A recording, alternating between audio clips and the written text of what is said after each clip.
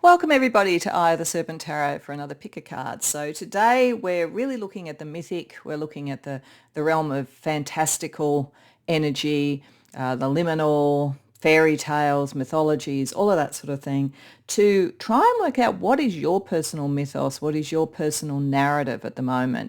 If your life and what you're doing at this point in time and your quest, whatever it might be, was changed into a fairy tale or into a novel like Lord of the Rings or whatever it might be, the sort of things that become our mythologies, our stories, what would it be? Is it a cautionary tale? Is it a love story? Is it a spiritual quest? Is it an adventure? What is going on at the moment, and how might your role and archetype be the key main character in that? So that's what we're exploring today. And the inspiration was really, I recently just got another tarot deck. This is the Violet Dreams tarot deck, which is very fantastical, very fairy tale-ish in its imagery, very beautiful. And I thought, now I've got a number of decks like that take us into another world, take us into that space. So I thought I'd choose 3 of them, including the Violet Dreams tarot, and use them, so each pile will have a different tarot deck, to just bring us into that world and open us up to that world. So it's a fun thing to do sometimes, to see if we were to transcribe our day-to-day life and all of that kind of thing onto the realm of the mythic and the archetypal, what would it look like? And how do you use that energy in your role to your highest good? So that's what this is all about. As I say, in terms of the choice, or to help with the choice, I am using 3 different tarots, which I'll go into. And as I usually do, I shuffled each of those tarots one by one, and I said the first major arcana card that comes up is going to be part of the choice and part of what this mythos, this fairy tale, this narrative is. There is a couple of cards from a deck that is about fairy stories and mythologies under this. I don't know what they are. And I'll look at that in combination to try and work out what are we looking at as a narrative, and then we'll use tarot and other decks to get more information for you. So you don't only have to go to one. You can go to more than one if you like. There could be a couple of things. There could be something that's happening spiritually and something that's happening emotionally. Whatever you feel, you do you. But to help with the choice, for pile number 1, we have the Violet Dreams Tarot with the Wheel of Fortune. For pile number 2, we have the Aya Tarot, the Enchanted Edition with the Hermit. And for pile number 3, we have the Magician from the Weird World Tarot. So when you know what reading or readings you want to go to, I have the timestamps in the description box below, and I'll see you there. Welcome pile 1 to your reading. So you came to the Wheel of Fortune in the Violet Dreams Tarot.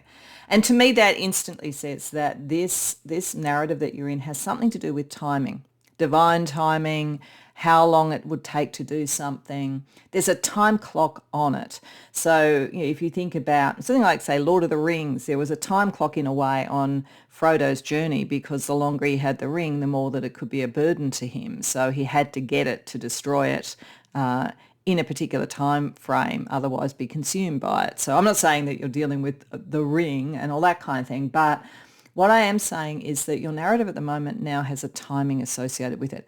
I think there's also the indication of a positive timing at this point. It's a timing to grab, to move with, to go with. Now, I wasn't looking at reversals for the choice card. So, and I often will say with the Wheel of Fortune that I don't think in some ways it matters whether it's upright or reversed, because the wheel goes up and the wheel goes down. But in the sense of a narrative at the moment, there is an understanding of that. And that's really interesting, because it's doubled down on here in that one of the cards from the deck that has fairy stories, mythologies, and archetypal sort of like not fantastical, but archetypal sort of concepts. One of them is an archetypal concept, which is temporality, which is basically time again.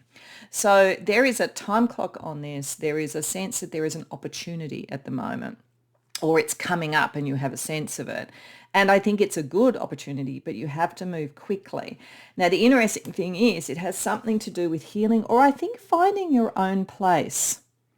Finding the place, even if it's a very individual path, taking a very individual path, or it could be finding your own place and your own sort of sense of nature, because that card is actually the secret garden. So the story in the secret garden is of a girl who feels lonely and feels sort of a bit lost, and she finds her way into a secret garden, and there she is healed and she finds joy and so forth. So this is a story about an opportunity that is coming up to heal, to find joy, to find your place, something like that.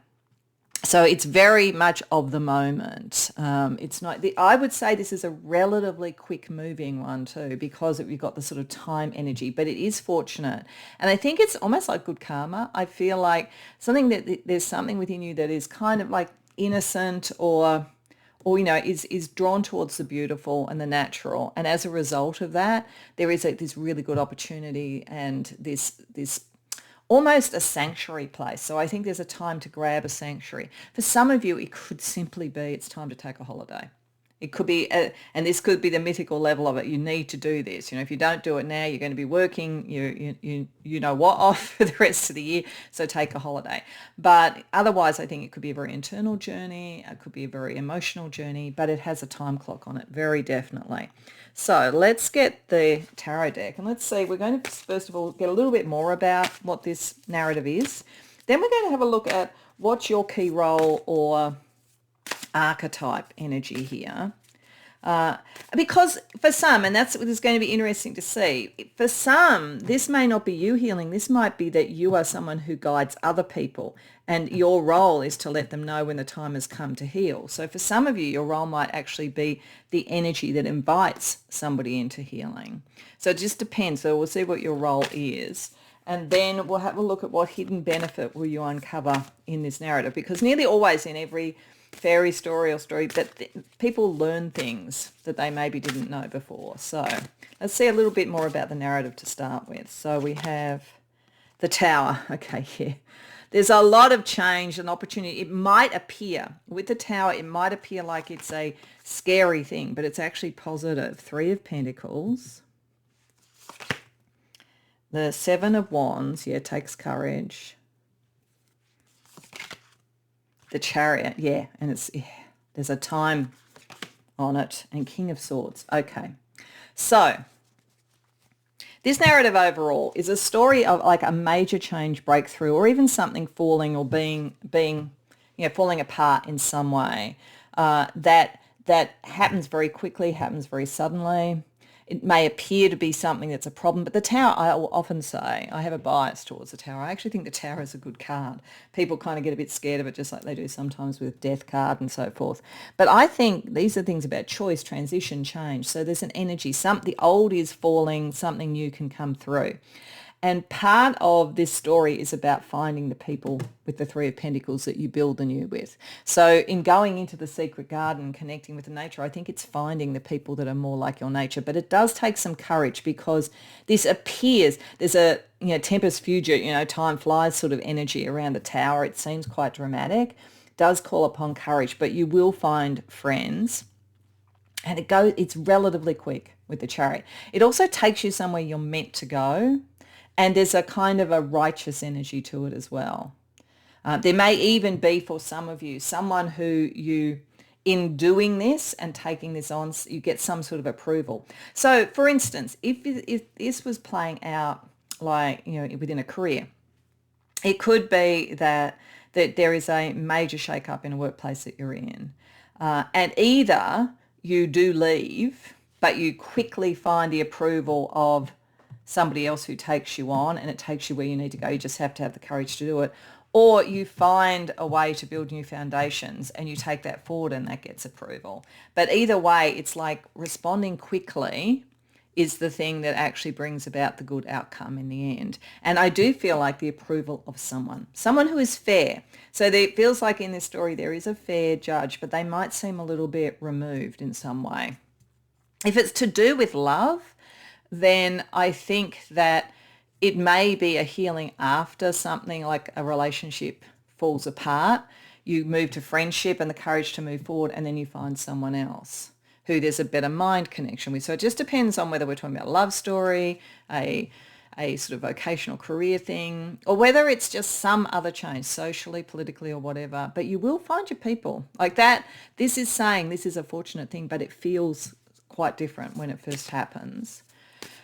And there is a time clock. The opportunity for this has a certain period of time. I feel like these, like these guards here at the gates, there'll be a period of time the gate is open and you can go through. After that, this opportunity will disappear. Doesn't mean things are awful. It just means that a really good opportunity would pass by if you didn't take it up. So let's see, what's your key role within this? What's your archetype or your key role within this if it was a fairy story or a mythology?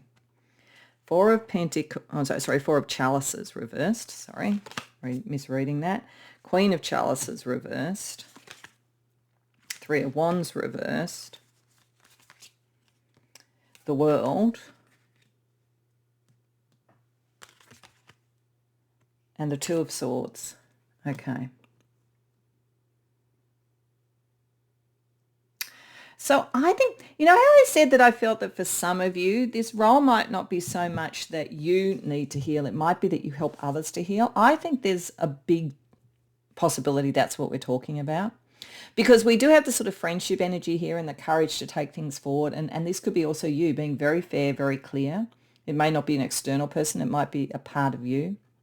Because when I look at the archetype, I feel like when we've got the Four of Cups reversed and the Queen of Cups reversed, there's a kind of there could be an emotional healing, but there's kind of a awareness of where things are not emotionally, or where things are emotionally blocked, I guess. And with Three of Wands reversed, where people are heading in the wrong direction. For some of you, there's at least two other people associated with this story. The fact that we got Three of Pentacles and now we've got the Three of Wands. I think you have a kind of a role of drawing people in and showing them the timing and the opportunities when they could scatter. I think it's a Rudyard Kipling poem that's about, if you can keep your head when everybody else is running around like headless chickens. Said much more, eloquently in the poem, but it's kind of like that sort of sense, like you can do that. You have that calmness. You can see, it's almost like you create the portal into the new world. So you help the completion of this energy, and you know how long this portal stays open. Like I feel like you have a very clear idea about that. Two of Swords, you are helping people think better. Now, if it is you and it's you getting over a broken heart or a career thing or something like that, then your role is to recognize the kind of the dissonance between what's going on in your life and what should be going on, and the timing to step through the portal and make the decision. So it does depend on which it is, but I think you have a very strong psychic sense of what's coming in the environment and what is best either for you or for others. So I think you could play either role. Right now I'm feeling like it's tilting towards you helping others, or at least there are others involved. Okay, so let's just get 4 cards for what is hidden or uncovered in this story for you specifically. Six of Wands, Strength, the Emperor, Judgment reversed. Okay. All right. So this is interesting. I do feel, there is a possibility for some of you what you uncover is your own leadership ability. So if you are resonating to this, that you actually can see there's change that's needed around people around you. It could be in your family, it could be work, it could be friendships, whatever. And you are helping others to go through that change. Then part of what is being revealed to you is that you are a natural born leader. If you don't feel that, if you feel like you are needing to shift, that there's a sense of timing and you need to shift and go through a portal and start something new because things are not working for you anymore in some aspect of your life, then I think there is a very strong ally that you will learn about. Likely to be a man, but it doesn't have to be. But like with this Emperor energy, the King of Swords, it's like I think you discover almost like a benefactor or a mentor or a coach or somebody who can actually help you with that. And you didn't expect that. So one of the things, like in The Secret Garden, I'm not sure, I don't remember the story well enough to know if she meets anybody or whether it's just natural things. But I think there is that sense of going through the portal and then meeting somebody else. I do think if this isn't you coming into your own sovereignty, it's you meeting someone who really supports you because you get really recognised. when you do this, your ability, I think, to read the tea leaves really is very recognized, and your strength is recognized. The other thing too is that it is going to tell you that this was a very important thing which had a huge time limit on it, but not every decision is. So it's sort of like, it's not like you have to be urgent on everything, but this one was. This one mattered. Moving forward from here, you're going to have a little bit more latitude in timing. And in fact, there may be someone who provides you that opportunity. So that it may also be saying to some degree that this is a skill you have, you'll be recognized for, and it shows your own strength. But it's not like you have to spend your life now following like the signs around timing. Like, you've got a good instinct, you'll pick it up when you need to, but that's not the point. The point of this was not to learn how good you were at timing. The point of it was to sort of see how you could, like, heal yourself or heal others. That's the point of this story. Okay, so I also want to have a look at it on a kind of alchemical and archetypal level, different to sort of fairy stories. So we're going to use the Wild Unknown deck. So we're going to go from prior to the story, or the beginning of the story, to what you process to through the portal, and then we're going to do it both in alchemy, and we're going to also do it as archetypes for any other information we can get about this. So at the commencement of this narrative, we have sun's splendor, and when you have gone through the process, we have summer, the harvest. It's interesting that like both of those feel very much like in gardens, and feels like, out in nature. There's something very natural about this. Let's just have a look at the archetypes, and then I'll talk about it in a bit more detail. So the archetype energy of you at the beginning of this narrative, the lover. Like, for some of you, this is about love with that coming up, but otherwise it's what you love and what you really care about. And what you might be healing from might be around that. It can be very spiritual as well. It can be very mystical, the lover, like the lover and the beloved in mysticism. And then the archetype at the end, the starborn, coming into the new portal, coming into the new environment. Okay, so sun's splendor is all about kind of creativity and following our life path and the natural world. So this is a calling towards something good. This is why we had the healing energy. You have a sense of that. Alchemically, there is a healing time. There are better times ahead. This feels like a portal again, going through to the gold, through to the sun. And there's at least two people associated with this. I feel like there's probably three actually, but the third might be the ally that you find, and it might be you and someone else. And then for some, it will be around love. But otherwise, I think what you love and what you want to create is the driving force. It's, the plot line underneath the narrative. And what you will feel having gone through the portal is that you have the harvest, like you have the healing, you have the outcome. And it's time then to think about what else you want to do. But it's not, as it says, the next choice is not as time restricted. You can move forward from there. The starborn is interesting. That's going back to who you truly are. So there's something about this that teaches you who you truly are and surprises you. But I think it's also like going through portals. It might be saying for some of you that this is something that happens cyclically. It doesn't happen all the time. A lot of the things aren't that, but you have a sense of it, and it may be because you've come from another portal at another stage. For some of you, this may be a confirmation if you feel that you're a starseed or something like that. But there's definitely this sort of sense of something new that's born after the harvest of the healing. So this is a very positive story. I think it's just the if you're looking at like where's the tension in the plot line, it's about understanding the very narrow period of time that you have to do this. Okay, let's see a couple of pairings of astrology that help you, like energies that you have that help you in this story, that you demonstrate in this story. Sun and Mars, it's taking action. I also think it's bringing in, like if you're looking for love and your preference is a very divine masculine type of person, and again, it doesn't matter what their gender is or you identify with it or they don't identify, but if there is something like that, then there is an opportunity coming through to connect with someone. That's definitely here for some of you. Otherwise, this is how to take action and when to take action along your life path, this sort of sense of knowing that.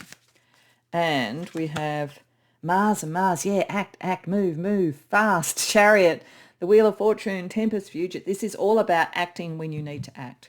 One of your personality characteristics that makes you so perfect for this narrative is you will act. You don't sit and contemplate too much. You will act. When you'd be one of the sort of people when suddenly there was a crisis, you would be the person to be around because you will act. You will do what is necessary. Okay, let's get you a couple of familiar spirits to guide you through this particular story. Tiger, personal power. Yeah, you have a lot of personal power and you're going to learn you have more than that, and or connect with someone who has a lot of personal power who's going to support you as a result of it, depending upon how this is playing out in your life. And hyena, trickster vibes. Okay, so I think this is also saying, see, it's fortune. It's like part of this, part of your personal power and part of your action is that you know there is a certain gambling energy around this. It's not like gambling as sort of like a casino or something. It's more that you know you're kind of rolling the dice when you do it. There's a certain amount that's unknown. In this situation, however, you have enough power, enough clarity, and enough capacity to act to bring out a really good outcome. But there is a sense almost that there's a bit of a risk. You've got to like, do I go through this door or don't I? Do I go through this portal or don't I? And when you do and you act, you come to personal power, but you know that you are taking, and that goes back to the Wheel of Fortune. There's a little bit of a risk associated with it, but it looks to me like it's meant to pay off. Okay, so just to finish up, just to keep with the theme of the enchantment, we're just going to get a message for you from the Enchanted Forest.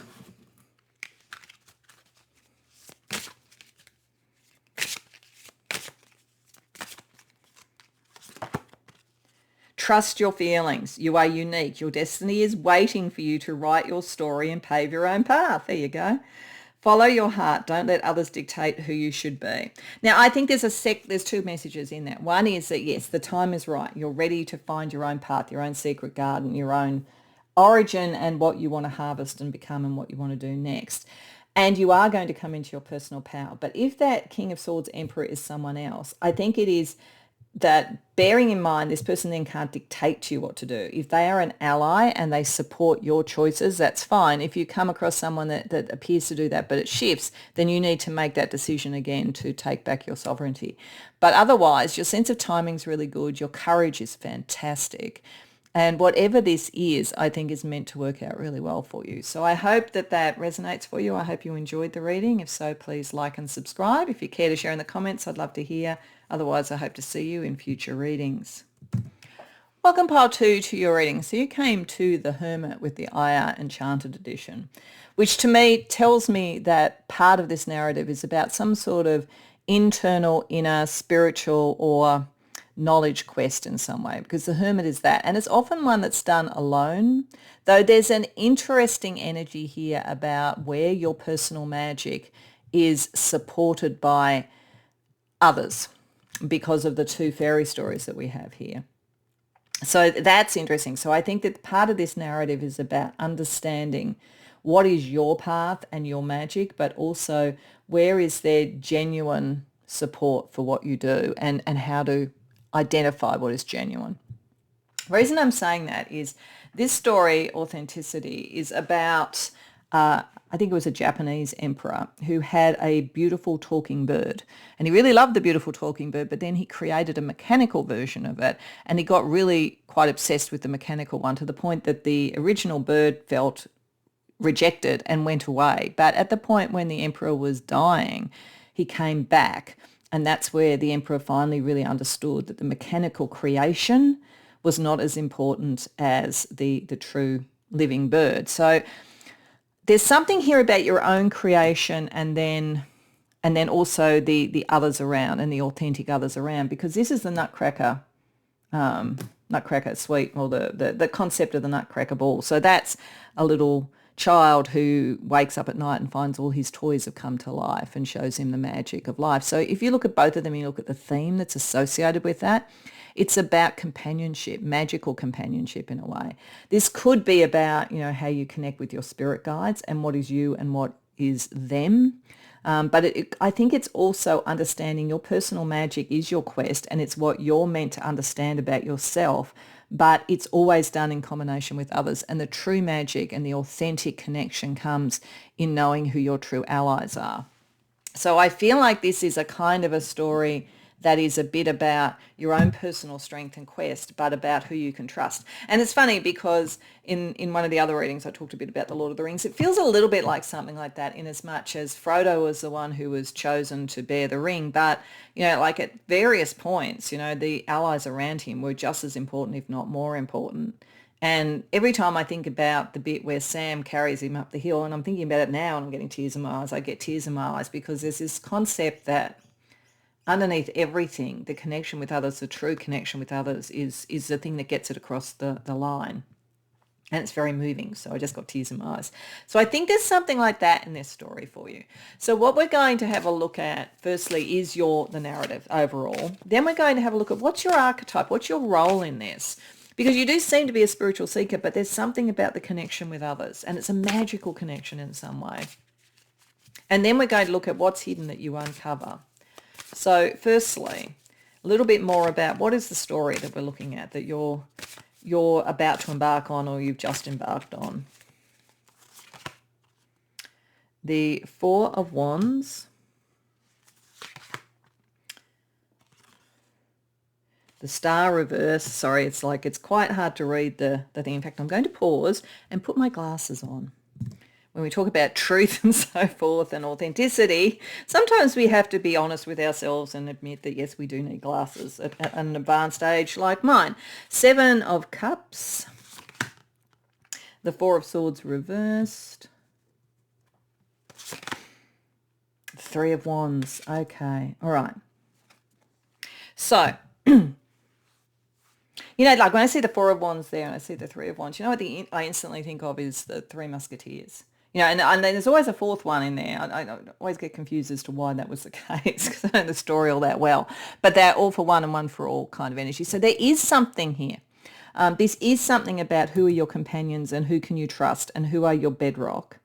And then whether you can go out on your own because you know you have that, and they've given you that sense of your magic, or whether there is something here about the choice of who travels with you.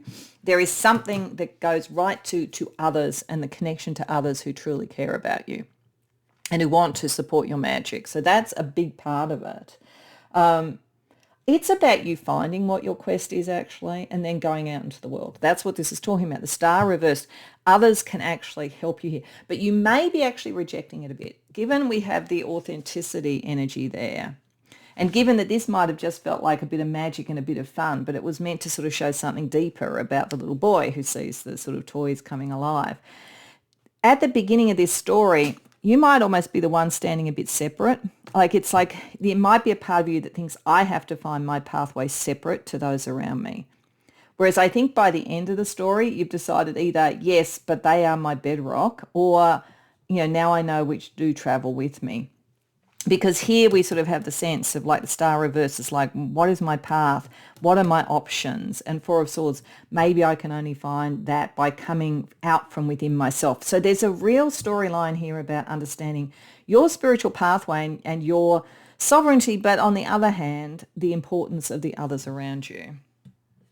I actually think it's a really lovely story. I think it's a kind of a realization. But let's see what your role is around this. What's your archetype? What kind of role would you have in this story? Justice. Five of Cups reversed. The Lovers reversed. The Fool reversed.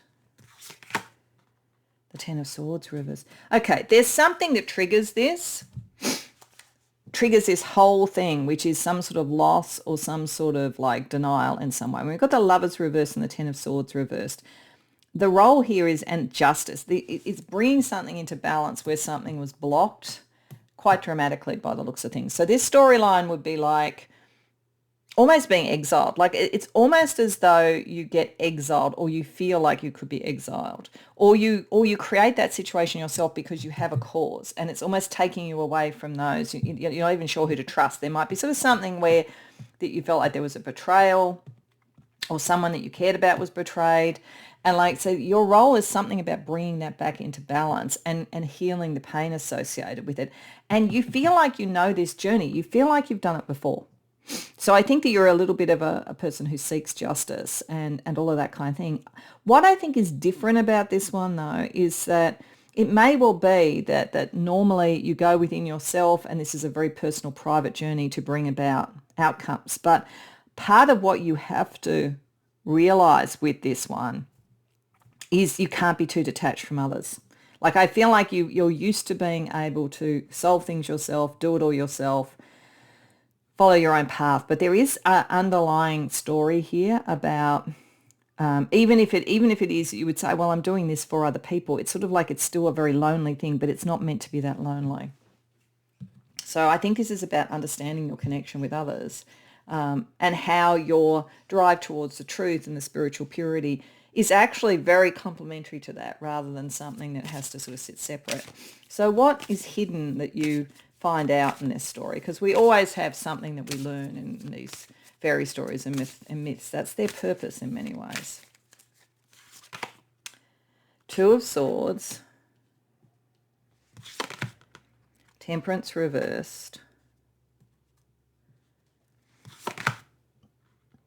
Five of Swords, Hanged Man. Okay, this is all about understanding the costs of how you make these decisions and whether it's a little bit out of balance.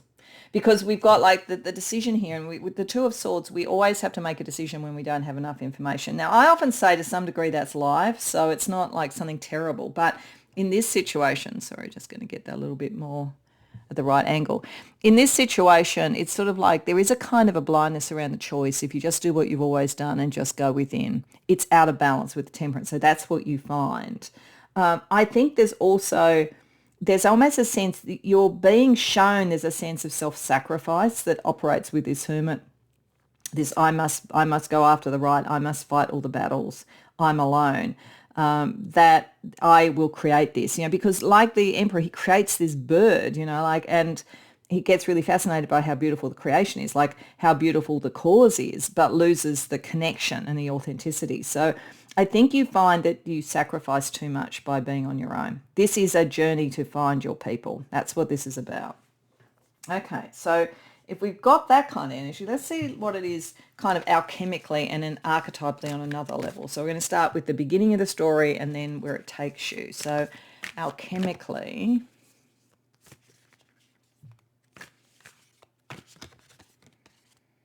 virgin's milk. Okay, all right, that's interesting. And then where is it going? Mystical sister. Makes perfect sense. I'm just going to put down the archetype as well from the sister deck to this, and then I'll talk about it. So the archetype at the beginning of this story, the mother. Oh, that's interesting. And the archetype at the end, the animal. Okay, all right. So virgin's milk is the impossible. So I think that this is sort of like this is the impossible, the spiritual, the liminal, the fantastical. You're quite comfortable in that space, but it's also because it's so impossible, because it's so different, it's an isolated, it's a different thing. It's something that isn't completely natural. So I think this sort of like, it's showing you at the beginning that your approach is not truly natural or as much as it could be, but it comes from an energy of nurturing. So your heart is very connected to this. It's not that you don't love the other people around you. In fact, you would probably fight to the death for them, to be honest, but it's almost like you feel like that's something that only you can do, like the chosen one or something. And you may well be the chosen one in certain narratives. That could be true, but this sort of sense that I must nurture and I must stand alone is where you start. By the end, this is like a very strong spirit guide coming through, but I think it is saying the others that help. By the end, you know that, and you actually find that's in your nature as much as this. And in fact, you are more connected to the natural world through other people than you possibly thought.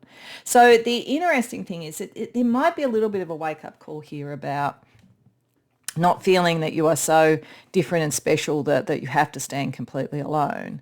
It might be about you're also part of the natural world and you can connect to others, and finding that actually will help you do what you're trying to do better. It's not saying that you can't go on that quest. That quest is there, but it should be magical to you and it should connect you to your authenticity and the authenticity of others. Okay, so let's see with a couple of planetary pairings, what kind of energy you bring into this story.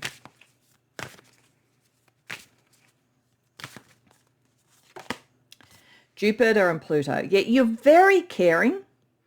Everything comes from a really pure, beautiful, generous place. And it's almost as though to some degree you do get a lot of power from that. But it could also be that it gets exaggerated. The power of that gets exaggerated. I do think there's a balance operating here. And then what else do we get? Mars and Chiron. Yeah, I think you are meant to heal something in yourself that had you always at war. That's why we got this Five of Swords sort of like card there, you know, like in Temperance reversed. It's like part of this story is to realize that you're allowed to heal too. You don't always have to be the warrior. You do come from a really lovely place. There's not anything, I mean, even like the you know, Japanese or Chinese emperor or whatever was not bad. Like he loved the bird and he really recognized how much he loved the bird when it returned. But it still was a bit of an isolating energy. So, and there is an innocence, and this I think is the Nutcracker sort of story. That kind of story. There is a beauty. There's a beauty to what you're doing, but it's like it's a bit too self-sacrificial. And you really, to do it, you need to connect more with others. That's what this is saying. So, talking about connecting with others, what about? And we know, you know, guides are important here. What kind of familiar spirits can we see in this story to support you? Hare, luck beyond fear. It's a bit like follow the white rabbit. So there is luck, like other people will bring luck. You're meant to have luck too, and that also goes with Jupiter. Like luck is meant to be on your side. So it doesn't have to be a battle. But I think it would be asking, like, is there a fear you have about connecting with others? Because this is saying this is a story that brings you the people you're meant to be with. And sloth, slowing down. Yeah, slow down a bit and actually let some other people catch up a bit. You don't have to be afraid of that. Luck will look after you. The right people are going to come in. But you've got to slow down enough so that they can actually be there. Okay, and again, when the emperor was dying, he had to slow down. That was when he could actually recognise what was going on. So there is something here about kind of slow down, stop and think about it, because there is meant to be support for you. Okay, so to finish off in the realm of the fantastical, we're going to the Enchanted Forest and we're just getting a closing message for you in this story.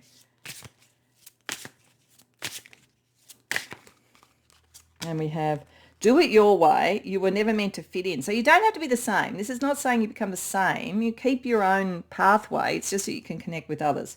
You were born to be a wild and free force of nature, the animal. Will bring you closer to that. Here to build new and better worlds. Allow yourself to go and do that. So the actual pathway is fine. It's just slow down and bring the right people in, because that will actually heighten this for you. You are meant to carve out new paths. You are meant to be the one who carries the torch, but there are others who want to be with you. And I think this is like, you don't have to sacrifice your path to do this. So I hope that resonates for you. I hope you enjoyed the reading. If so, please like and subscribe. If you care to share in the comments, I'd love to hear. Otherwise, I hope to see you in future readings. Welcome, Pile 3, to your reading. So you come to the reading with the Magician, which tells me right from the start that this has something to do with your personal magic, your personal power in some way, all the gifts that you have and how you use the gifts that you have. Now, that's interesting, given the two stories that connect to this. We have Curiosity, which is Pandora's box. And Pandora is called the girl with all the gifts. So there's something here in this story about how you use your gifts and what you're curious about and what you could let loose and unleash as a result of that. And then we also have Voice, which is about the Little Mermaid. And this is where sacrifice is done. The Little Mermaid sacrifices her voice and being able to speak her truth and all of that. And the voice is a very powerful part of magic. So where one sacrifices that for some other outcome and the pain or the cost and so forth of that. So I think this is your apocryphal narrative about the choices that we make about how to use our gifts and our magic, what sacrifices might be required and what ones are wise and what ones aren't. Where do we find hope? Where do we find love? Where do we find whatever it is? This is a story of manifestation. It's almost like Faust, Dr. Faust. It's almost like something like that. This is not to say that anyone who's come to this reading is about to sell their soul or anything like that. But that's an allegory in itself. It's like, what do we sort of unleash and open up when we really look at all our gifts and particularly our personal magic? And what is the power of our words? And do we give that up too easily, or do we use that in a way that unleashes something that we didn't expect? So this is the pile for my magicians, I've got to say, quite literally, and that might have been what drew you. But I didn't know. I mean, but when I see those two together, that's very clear. But beyond that, it's about how you use your gifts and your voice. So there's something to do with that in this story. So what we're going to do is we're going to use tarot, and we're going to firstly look at a bit more about what the narrative is. Then we're going to look at what your role is, because your role may not be the magician. You might actually be the hope that, if there's some power issue going on, and to bring the voice forward and to bring the hope forward in some situation where there's some sort of like system or whatever that's denying that. It just depends on what we see in the first one, and then what your role is. And then we're going to look at what you uncover as a result of this particular narrative in your life at the moment. So firstly, just a bit more about the narrative. 2 of Wands, 5 of Wands, 2 of Pentacles reversed, Ace of Swords reversed, 6 of Pentacles reversed. Okay. So I think whatever this is, the core of this story, whatever, excuse me, is triggering your choices about what of your gifts to unleash, what of what you want to say to unleash, and what can you not say, or what might you have to sacrifice, has to do with some form of competition. With the 5 of Wands there, I feel like it's a competition, and it's interesting. It's a competition of equals or apparent equals with the 6 of Pentacles reversed. So if you were in a magician order, it would be whatever level of initiation you're up to, it was you and the others. If you were in a workplace, it's you and your peers. There's something like that going on for this. So it has to do with some form of conflict and competition. It's not at a point yet which is major with 5 of Wands, but you've got the sense at the beginning, you've got the sense of this. And I think there's almost, you're making a decision about whether to unleash your voice and unleash some of your power, which might elevate you beyond equals with this. But it's interesting because, like, on an ambition level with 2 of Wands, that's the decision you seem to be making, but it seems to have a material impact, and there are some things you can't control. So it's like you have the magic to do a certain amount, but there are certain things that it's almost like you can't because there's almost a countervailing force. So there's something in here about understanding the extent of your power and your ability, what you can choose and what you can't choose materially. But I do also think there's a kind of a, just like hope is what Pandora has up her sleeve in her box, like I feel like the magician energy working with voice here is that you do actually have a personal power and ability that maybe hasn't been spoken yet. And this is really about whether you use that or not, and like what are the implications of using it or not. So let's see what your role in particular in this story is.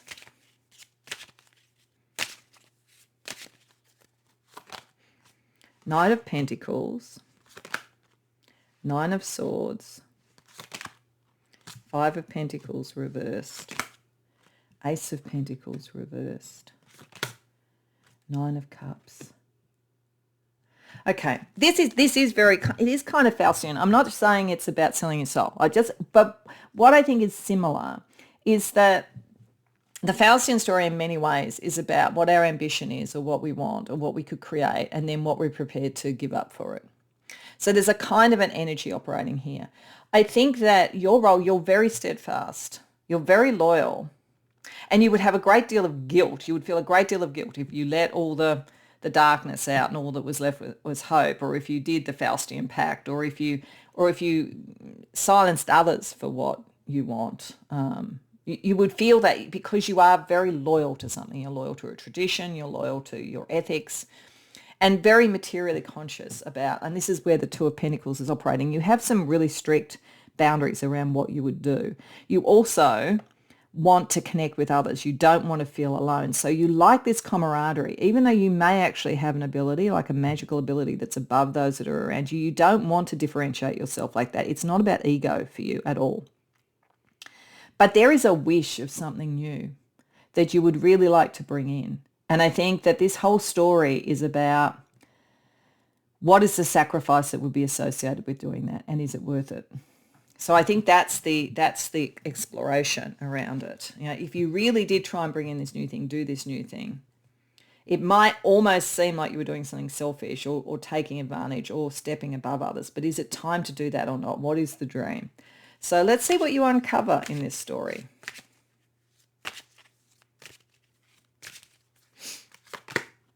King of Pentacles reversed. High Priestess reversed. Queen of Pentacles reversed. The Moon reversed. Wow. Nothing can stay hidden.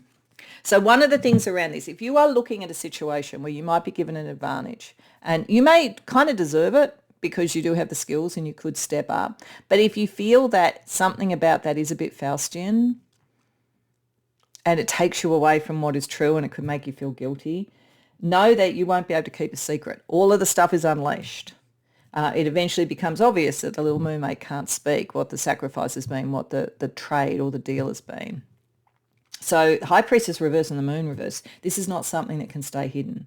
King of Pentacles reverse and Queen of Pentacles reversed is that I think the power that could come from doing this is ephemeral compared to what would happen if you move forward. So it feels, another story that is a bit like, and I thought of when the King of Pentacles reverse came up, is King Midas. You know, he gets this power to turn everything to gold. Seems wonderful until he touches people he loves and they turn to gold as well.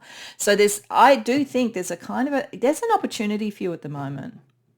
And there is a risk in this that either at its very best that it's a short-term risk and you can't, if you take it on and you get what comes out of it, that's great, but it's not something that is sustainable in the long term and it will be visible.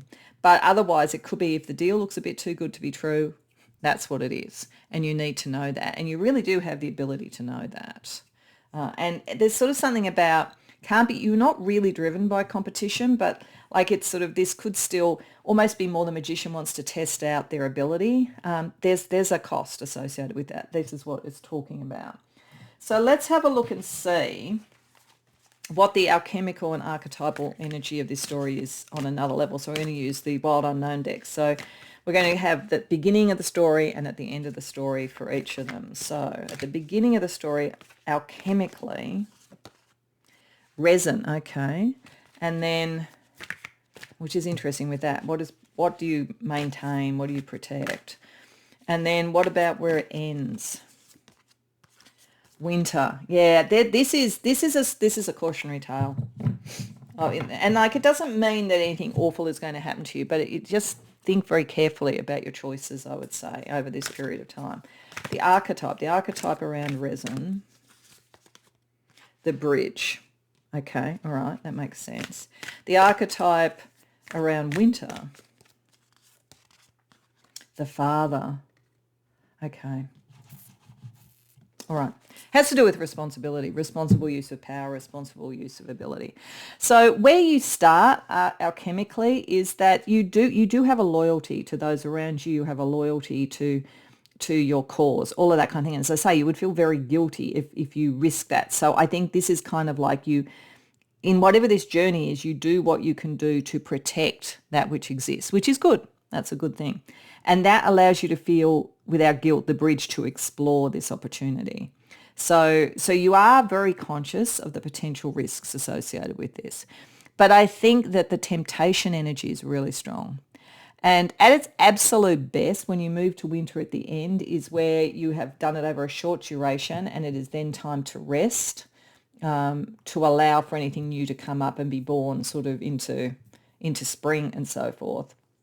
But at its worst, you have isolated yourself Instead of being, comrades in arms, you're now suddenly sort of isolated by the power.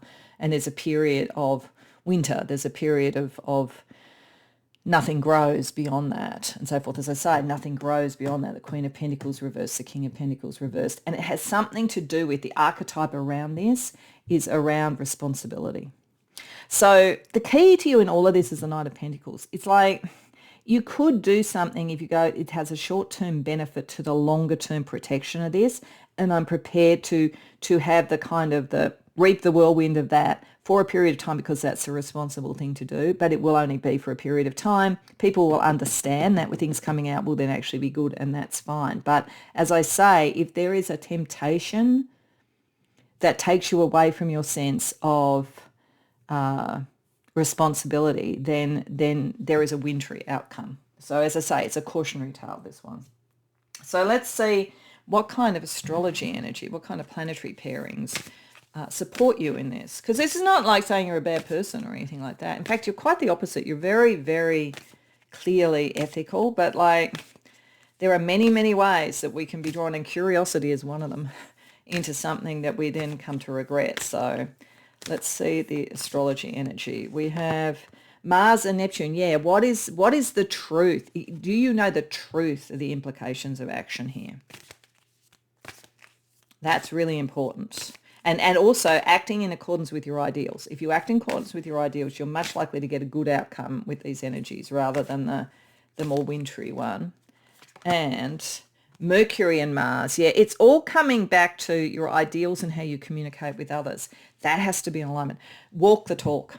Walk the talk. Do what is right. Do what is your ideals. Make sure that's all aligned. The more that you do that, then you can be happy if things come out, because it's like, well, this is what I did and this was the right thing to do, and people will see that. So there's a lot here about aligning your actions and your words and your ideals and your actions. If you do that, then of course you can navigate this without it being a problem. Okay, let's get you a couple of familiar spirits to support you, because this is a tricky one. This is a tricky sort of story. We have Tiger, personal power. So yeah, your personal power is actually in your steadfastness and your protective energy and your responsibility. But there is a siren call of some other sort of power, and you need to understand what your true power is. So Tiger will help you with that. And B, extract the honey of life. I think, yeah, bees are about community. Bees are about those that you protect. Like the bees are about your comrades in arms, all of that kind of thing. The honey of life is in the people that you're connecting with and your equals. Band of brothers, that kind of thing. So this, and your personal power is connected to that. Even though you probably do have abilities that could take you further, as I say, it's a bit Faustian. Okay, so to finish up, we're just going to get you a message from the Enchanted Forest. So what message overall, what fantastical message comes almost as the coda or the final bit of this story? Make room, create space to welcome positive change into your life. Let go of everything that doesn't align with the future you are creating. So I think it is saying, like, part of this also, and this could be that the bridge is protecting the past that you're moving away from to go to the future, but you do have to make room for this. And I think the way that you make room for it, given your nature, which is very steadfast and very ethical, is to make sure everything aligns. So the future you create needs to align with your ideals and the words and what you say, because it is what you say, like the voice energy there, and the magician speaks things into being. And it's a really big thing here about making sure that you can accommodate, any promises that you make, any claims that you make, any of those things. That's part of this as well too, because that's the responsible thing. And I think you can do this, but you have to be aware of the temptations and therefore the sacrifices that might have been a bit more hidden but that come out. So I hope that resonates for you. I hope you enjoyed the reading. If so, please like and subscribe. If you care to share in the comments, I'd love to hear. Otherwise, I hope to see you in future readings.